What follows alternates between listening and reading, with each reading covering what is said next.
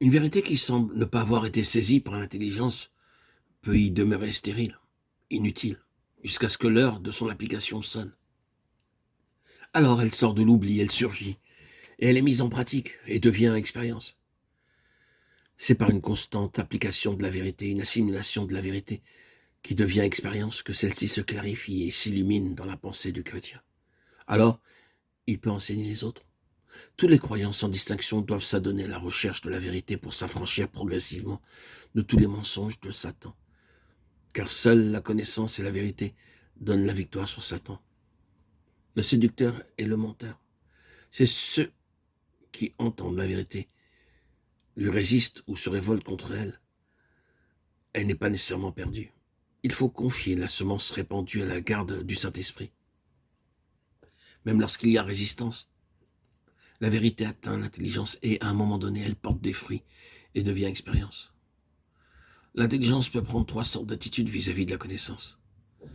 La présomption de connaissance sur un point donné, la déclaration de neutralité, je ne sais pas, je ne suis pas au courant, je ne connais pas, ou la certitude de connaissance exacte, oui, je sais. Prenons un exemple, dans la vie du Seigneur, certains de ses contemporains disent de lui, oh, c'est un faux prophète.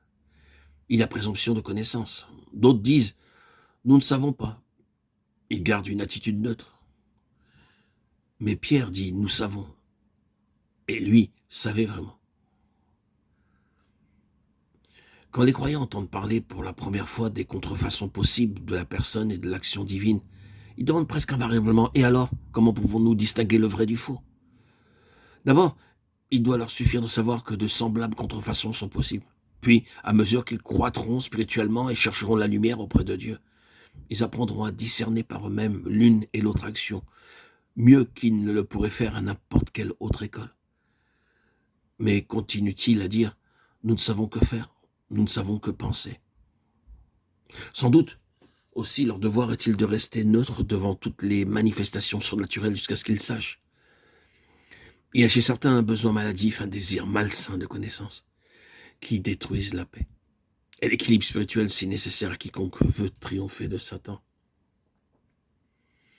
Ils s'imaginent qu'ils doivent prendre parti pour ceci ou cela, alors qu'ils ne sont pas encore capables de discerner ce qui procède de Dieu et ce qui vient de Satan. Or, le chrétien peut fort bien exprimer son choix et dire qu'il veut ce que Dieu veut et refuse tout ce qui est de Satan, sans pour cela discerner la nature, l'origine des choses qui le préoccupent. Et cela fait rester neutre. Un désir extrême de connaissance engendre une anxiété fébrile, de l'impatience, de l'agitation, de la fatigue. Tout cela détruit l'équilibre moral et la force. Il faut prendre garde à ne pas perdre le profit d'une bénédiction reçue en recherchant une nouvelle bénédiction. Que le croyant veille donc à ne pas perdre la patience, le calme, la paisible dépendance de Dieu et la foi, tandis qu'il recherche plus de lumière, plus de connaissances. Qu'il soit vigilant, autrement l'ennemi profitera de ses préoccupations, de sa surexcitation pour triompher de lui, et ainsi l'affaiblir, au moment même où il cherche plus de lumière pour remporter plus de victoires.